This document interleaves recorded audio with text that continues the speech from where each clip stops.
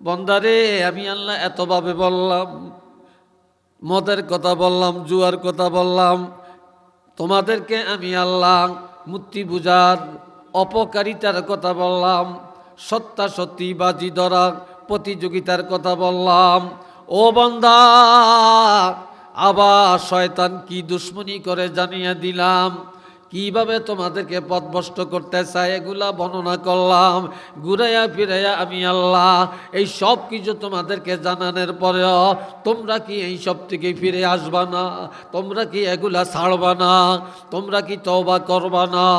তোমরা কি এরপরেও শয়তানি আচরণগুলি ধরিয়া নিজেরা জাহান্নামী হয়ে যাইবা নাকি? এখনো কি তোমাদের হুঁশ হয় না? আমার আল্লাহ জিবরাইল আমিনকে বললেন, জিবরাইল জান্নাতে যাও। জোরে বলেন, কোথায়? কথা বলেন না কেন? জান্নাতে যাও। জান্নাতুল ফেরদাউসে যে দেখবা অসংখ্য বোরাক, তা থেকে একটা বোরাক বাইতুল্লাহর কাছে নিয়ে যাও। আমার হাবিবের সেখান থেকে নিয়ে আসো। হযরত জিবরাইল আলাইহিস সালাম জান্নাতে গেলেন, অসংখ্য বোরাক দেখলেন। তবে কোন বোরাকটা রাসূলের জন্য নিবেন এটা তিনি জানেন না। এখন আল্লাহকে জিজ্ঞাসা করে, আল্লাহ নবীর জন্য কোন বোরাকটা নিব গো আমি? বলে, যেই বোরাকটা দেখবা মাথা নিচু করে আছে, কানতে আছে, পালচ্যুত হয়ে, দলচ্যুত হয়ে, একাকার হয়ে, তাকে একটু জিজ্ঞাসা করো সে কেন মাথা নিচু করে কানতেছে, তার থেকেই তুমি জবাব পাইবা। যে বোরাকটা আলাদা, মাথা নিচু করে কান্নাকাটি করে, জিবরাইল আমিন জিজ্ঞাসা করে, বোরাক তুমি আলাদা কেন? তুমি দল ত্যাগ করে একাকার কেন? মাথা নিচু করে কাঁদো কেন? বোরাকের থেকে জবাব এসে যায় যে আল্লাহ পাক আমাকে সৃষ্টি করেছেন, আর এমন একটা কথা আমি জানতে পেরেছি, যেই নবীর সৃষ্টি না হলে জগতের কিছুই হতো না, আমিও হতাম না, বেহেশত হতো না, দোজখ হতো না, আসমান জমিন হতো না, জিন ইনসান তৈরি হতো না, আগুন পানি বাতাস কিছুই তৈরি হতো না, কিয়ামত হতো না, কোরআন আসতো না, শরীয়ত আসতো না। যে নবীর উসিলায় সব কিছুর আয়োজন, ওই নবী মেরাজে যাবেন, বাইতুল মুকাদ্দাসে যাবেন, ওই নবীকে আমার পিঠে চড়াইয়া নিয়ে যাওয়া লাগবে। যেদিন আমি এই পয়গামটা পেলাম, এই সুসংবাদটা পেলাম, সেদিন থেকে আমি মাথা নিচু করে কাঁদতেছিলাম, ওই নবীর দর্শনটা আমি কবে পাব? কোন দিন আমি নবীকে আমার পিঠে উঠাবো? কোন দিন নবীকে আমি একটা নজর দেখব? সেদিন থেকে আমি কান্নাকাটি শুরু করছি। নবীকে কখন দেখব, কখন নবীকে উঠাবো? হযরত জিবরাইল আমিন বুঝে ফেললেন এটাই সেই বোরাক, যেই বোরাক রাসূলের জন্য নিযুক্ত করা হয়েছে। একটু চিল্লিয়ে বলেন না সুবহানাল্লাহ। বলল, আমি সেই সুসংবাদ নিয়ে আসছি, চলো এখন এই তোমাকে রাসূলের দরবারে নিয়ে যাব, নবীকে নিয়ে তুমি বাইতুল মুকাদ্দাসে যাবে। এইবার বোরাক মাথা উঠেছে, বোরাক নিয়ে আসছে, আল্লাহ হাবিবের কাছে বোরাক নিয়ে আসছে। এই সময় জিবরিল আমিন বলতেছেন, এ বোরাক, রাসূল তোমার পিঠে উঠবে, তুমি শুইয়া পড়ো, তোমার পিঠটাকে প্রশস্ত করো। বোরাক এই সময় নবীর কাছে দরখাস্ত করে, একটু মারহাবা কর না, আলহামদুলিল্লাহ বলেন না। দরখাস্ত কি? ইয়া রাসূলুল্লাহ, আমি আজকে আপনাকে নিয়ে বাইতুল মুকাদ্দাসে যাব, তবে আমার একটা আবদার আপনি রাখবেন কিনা বলেন। বলে কি আবদার?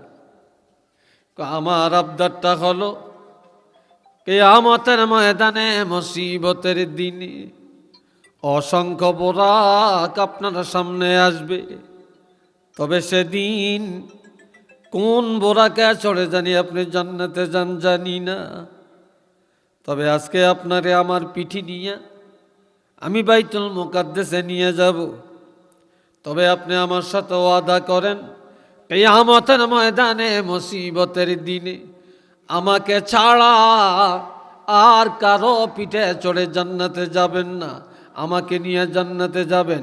এই ওয়াদাটা যদি করেন আমিও আপনাকে নিয়ে বাইতুল মুকাদ্দাসে যাব। নবী ওয়াদা করলেন যাব। এটা চিল্লিয়ে বলেন না সুবহানাল্লাহ, আরেকবার বলেন না সুবহানাল্লাহ। বোরাক নিজের স্বার্থ আদায় করে নিল, নিজের পুঁজিটা ভারী করে নিল, জান্নাতে যাওয়ার রাস্তা ক্লিয়ার করে নিল। নবীকে বলে এবার উঠেন। বোরাক শুয়ে গেছে, আদবটা দেখেন, শুয়ে গেছে। নবী এবার উঠেন না, নবী এবার সেজদায় যায় কান্দে, কেঁদে কেঁদে বলে আল্লাহ, এই বোরাক আমাকে নিয়ে জান্নাতে যাওয়ার এই বাজেটটা পাস করালো, তবে আল্লাহ আমি এই বোরাকে চড়ব না। আমার একটা আবদার যদি আপনি পূর্ণ না করেন। আমার আল্লাহ বলে হাবিব আপনার আবদারটা কি? আমার আবদার হলো আমি এত সুন্দর বোরাকে চড়ে আজকে বাইতুল মুকাদ্দাসে যাব, সেখান থেকে ঊর্ধ্ব জগৎ ভ্রমণ করব, তবে আমার উম্মতারা তো কেউই এমন বোরাক দেখেও না, এমন বোরাক পাবেও না। আর এই বোরাকে চড়ি আমি জান্নাতে যাব। আমার উম্মতেরা কোন বাহনে চড়ে জান্নাতে যাবে? আমার উম্মতের বোরাকের ব্যবস্থাটা যদি না করেন আমি এই বোরাকের পিঠে চড়ব না। আরো জোরে কন, হয় না, হয় না? এটা চিল্লিয়া বলেন না সুবহানাল্লাহ। আল্লাহ জানিয়ে দেন হাবিব আপনি চিন্তা করিয়েন না, আপনার উম্মতের জন্য আমি বোরাকের ব্যবস্থা করলাম, তবে এই বোরাক আর উম্মতের বোরাক এক না। আপনার উম্মত যারা আমি আল্লাহর জন্য পশু কোরবানি করবে হালাল টাকা দিয়া, হারাম টাকা দিয়া না, ইখলাসের সাথে আমি আল্লাহকে পাওয়ার জন্য, যারা জিলহজ মাসের 10 তারিখ যারা পশু কোরবানি দিবে হালাল টাকা দিয়া, এই কোরবানির পশু কোরবানির জানোয়ার কিয়ামতের ময়দানে কোরবানি দাতার জন্য একটা বোরাক হয়ে যাবে। ওই জানোয়ারের পিঠে চড়ে আমি আল্লাহ তাকে জান্নাতে পৌঁছাবো। আজকাল অনেকেই কোরবানি দেয়, নামাজ পড়ি না কম হইল, কোরবানি দেওয়াই না কম না। কথা ঠিক না? যে নামাজ পড়ে না হেও কোরবানি দেয়, যে সুদ খায় হেও কোরবানি দেয়, যে ঘুষ খায় হেও কোরবানি দেয়, যেটা বাট পারে এটাও কোরবানি দেয়, যে সিটিংবাজ হেও কোরবানি দেয়। বালা মানুষে তো আগে আগে যে গরু কিনার সুযোগও পায় না, ঠিক না?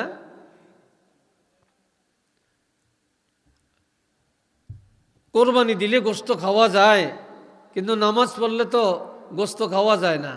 যদি সালাম ফিরাইলে গোস্তের ফলটা পাইতেন তাহলে দেখতেন কেউ আর বাড়ির থাকতো না, সব মসজিদে চলে যেত, ঠিক না? এখন বোরাকের এই বাজারটা পাশ হয়ে গেল। বন্ধুরা রে আমার, বোরাকে চড়িয়া আমার নবী রওনা করেন। কিছু দূর যাওয়ার পরে থমকে গেল। এভাবে একটা টেবিল এই টেবিলের মধ্যে কয়েকটা পেয়ালা, তার মধ্যে একটা গ্লাসের মধ্যে মদ, আর একটা গ্লাসের মধ্যে দুধ। জিবরাইল আমিন বুরাক নিয়ে সেখানে দাঁড়িয়ে গেল, বললেন, ইয়া রাসূলুল্লাহ, আপনার যেটা পছন্দ হয় আপনি সেটা পান করেন, কিন্তু আমার পানের নবী মদের পেয়ালা হাতে নেন না, মদের পেয়ালা হাতে নেন না, দুধের পেয়ালা হাতে নিলেন, দুধ পান করলেন। হযরত জিবরাইল আমিন বলে ফেললেন, ইয়া রাসূলুল্লাহ, এই দুধ পান করে আপনি প্রমাণ করলেন মদ গাঞ্জা হারাম, এটা অপছন্দের। আর দুধ পান করে প্রমাণ করলেন যে এই দুনিয়াতে একমাত্র ইসলামই হলো দামি, ইসলামের উপরে মূল্যবান আর কোনো ধর্ম নাই, কোরআনের উপরে আর কোনো আদর্শ নাই, নীতি নাই। কাজে আপনি এই দুধ পান করে এই দুনিয়া ইসলামকে প্রতিষ্ঠা করলেন। একটু চিল্লিয়া বলেন না মারহাবা। আজ ঘরে ঘরে মদের আড্ডা, জুয়ার আড্ডা আসেনি না নাই? এই কথা বলেন, আছে কি নাই? আমার আল্লাহ বলেন, ইয়া আইয়ুহাল্লাযীনা আমানু ইন্নামাল খামরু ওয়াল মাইসিরু ওয়াল আনসাবু ওয়াল আজলাম রিজসুম মিন আমালিশ শাইতান ফাজতানিবুহু লাআল্লাকুম তুফলিহুন।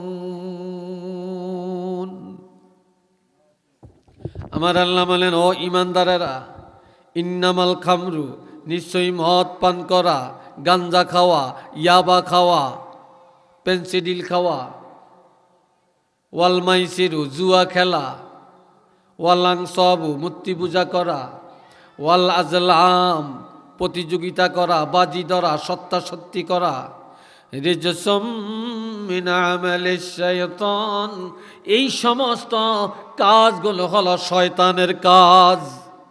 একটু নাউজুবিল্লাহ জোরে বলতেন না? আর একটু জোরে বলবেন না? অথচ এই মদ, জুয়া, তারপরে ক্যারাম বোর্ড, গান বাজনা, গাঞ্জা, ইয়াবা, পেন্সিডিল, এর পিছনে দৌড়াইয়া দৌড়াইয়া আমাদের মুসলমানের সন্তানরা বরবাদ হয়ে যাইতেছে, সমাজ নাপাক করে দিতেছে, ইসলাম থেকে খারিজ হয়ে যাইতেছে। ঠিক না? কেউ এটা নিয়ে চিন্তা করে না। এখন আমার আল্লাহ বলেন, ফাজতানিবুহু, বান্দাগুলা ছাড়ো, এগুলা ছাড়ো, এ বান্দাগুলা ছাড়ো। আল্লাহ বলে, মন্দা ছেড়ে দাও, তওবা করে আমি আল্লাহর দিকে ফিরে আসো, এগুলা ত্যাগ করো। আমি নারে বড় আদর করে বানাইছি, আমি তোমাদেরকে খাওয়াই বাঁচাই, আমি তোমাদেরকে রিজিক দেই, আমি আল্লাহ হায়াতের মালিক, মৌতের মালিক। কাজে আমি আল্লাহ এত আদর করে বানাইয়া, এত আদর করে তোমাদের জন্য রিজিক উৎপাদন করে তোমাদের সব কিছুর আয়োজন করলাম আমি আল্লাহ। এরপরও তোমরা এই অন্যায় করে কেন জাহান্নামী হয়ে যাবে? মদের আড্ডায় কেন যাবে? গাঞ্জার আড্ডায় কেন যাবে? জুয়ার আড্ডায় কেন যাবে? মূর্তি পূজায় কেন যাবে? গির্জায় কেন যাবে? অমুসলিমদের পূজায় কেন যাবে? তোমাদের ঘরে মূর্তি কেন থাকবে? আর তোমরা কেন সত্যাসত্যি আর বাজি ধরে নিজের মান সম্মান হারাবে, দুনিয়ার লাভবানের পথে দৌড়াবে? ও বান্দা, এগুলা করে জাহান্নামী হয় না রে বান্দা। আমি আল্লাহ ঘোষণা দিলাম, এগুলা ছাড়ো ছাড়ো ছাড়ো, তওবা করে আমি আল্লাহর দিকে ফিরে আসো, লাআল্লাকুম তুফলিহুন।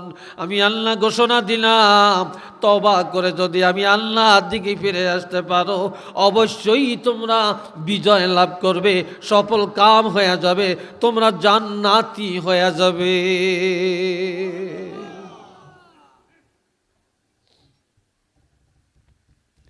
এগুলো শয়তানের কাজ, এগুলা তো মানুষের কাজ হতে পারে না, এগুলা তো ইবলিসের আচরণ, এগুলা তো একজন ইমানদারের আচরণ না।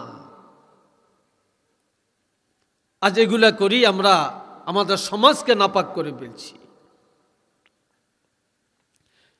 এরপরে আল্লাহ বলেন, ইন্নামা ইউরিদুশ শাইতানু আন ইয়াকিআ বাইনাকুমুল আদাওয়া। শয়তান কি ভালো চায় না খারাপ চায়? কথা কয় না। শয়তান মানুষের ভালোটা দেখে না খারাপটা দেখে? জান্নাতে নিতে চায় না জাহান্নামে নিতে চায়?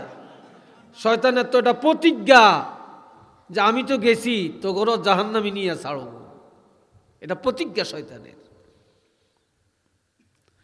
আমার আল্লাহ বলেন, এই শয়তান চায় তোমাদের পরস্পরের মধ্যে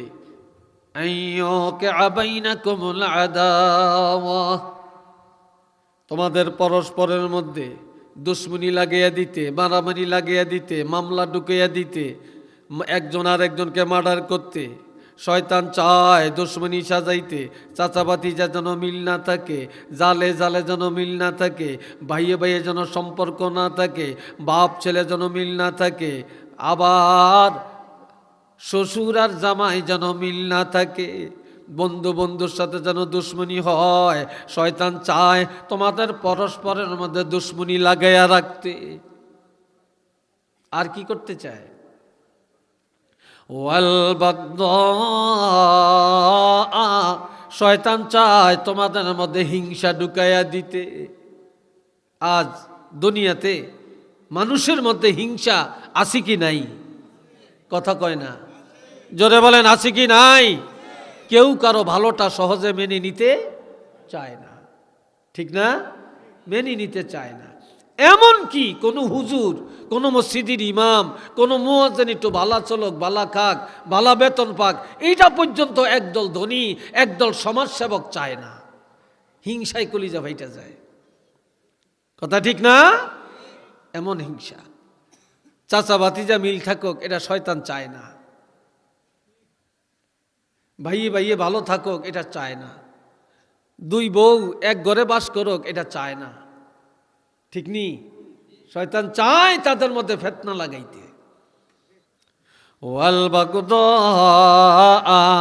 ফিল খামরি ওয়াল মাইসির, মদ আর জুয়ার মধ্যে নিয়া, মদ পান, গাঞ্জা, ইয়াবা, পেন্সিডিল এইসবের পিছনে নিয়া, আজ জুয়া খেলার মধ্যে নিমজ্জিত করিয়া শয়তান পরস্পরের মধ্যে দুশ্মনী লাগিয়ে রাখতে চায়। দুশ্মনী লাগিয়ে রাখতে চায়। আর কি করতে চায়? ওয়ায়াসুদ্দাকুম আন যিকরিল্লাহ, আল্লাহর ইবাদত থেকে সরিয়ে রাখতে চায়। আল্লাহর বান্দা মাহফিলে যাক, শয়তানে চায় না। জিকিরের মাহফিলে যাক, এটা শয়তানে চায় না। ওলি আল্লাহর দরবারে যাক, চায় না। হেদায়েত পেয়ে যাক, এটা শয়তান চায় না। শয়তান চায় আল্লাহর ইবাদত থেকে দূরে সরিয়ে রাখতে। একটু নাউজুবিল্লাহ জোরে কন, একটু আওয়াজ দিয়া কন। আর কি করতে চায়? ওয়া আনিস সালাহ, ওয়া আনিস সালাহ, শয়তান নামাজ থেকে দূরে সরিয়া বেনমাজি বানাইয়া জাহান্নামী বানাইয়া দিতে চায়। মসজিদে আজান হয়, শয়তান এমন একটা ঘটনা ঘটাইয়া দিয়া মানুষগুলো সব সেই দিকে নিয়ে যায়। গানের আড্ডায় নিয়ে যায়, খেলার আড্ডায় নিয়ে যায়, মারামারি ঘটাইয়া দিয়া নিয়ে যায়।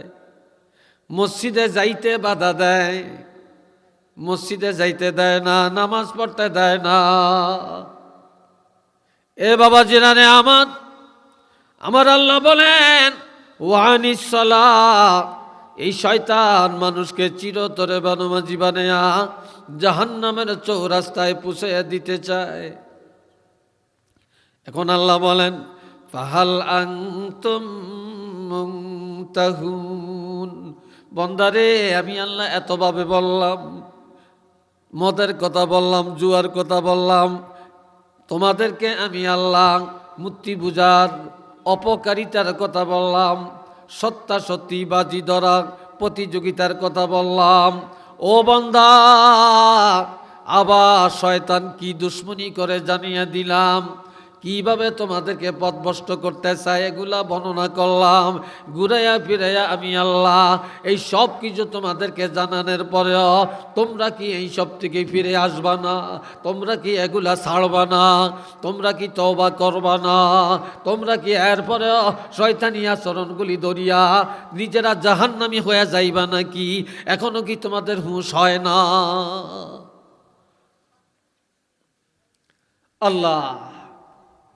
আল্লাহর হাবিব, আমার কথাগুলি বুঝতেছেন তো আপনারা নাকি? হ্যাঁ, আল্লাহ কবুল করক, বলেন না আমিন।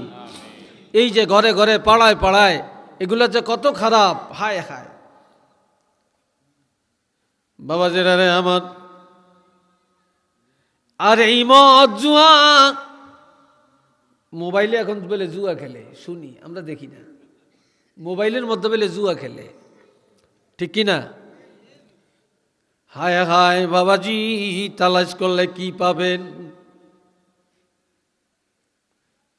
এই গাঞ্জার পিছনে, মদের পিছনে দৌড়ায়া হালাল টাকাগুলি ব্যয় করে, নিজের কিডনিটা ধ্বংস করে, পাকস্থলী ধ্বংস করে, লিভারটা ধ্বংস করে, চোখের নজর ধ্বংস করে, চেহারা সৌন্দর্যটা নষ্ট করে, এরপরে রক্তের হিমোগ্লোবিন নষ্ট করে দেয়, শেষ পর্যন্ত ক্যান্সারে আক্রান্ত হয়ে তারা অল্প বয়সে মারা যায়, ঠিক না?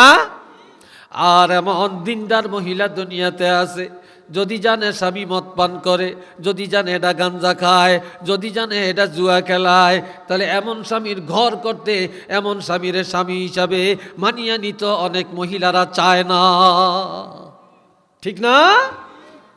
অনেক মহিলারা এমন স্বামী চায় না।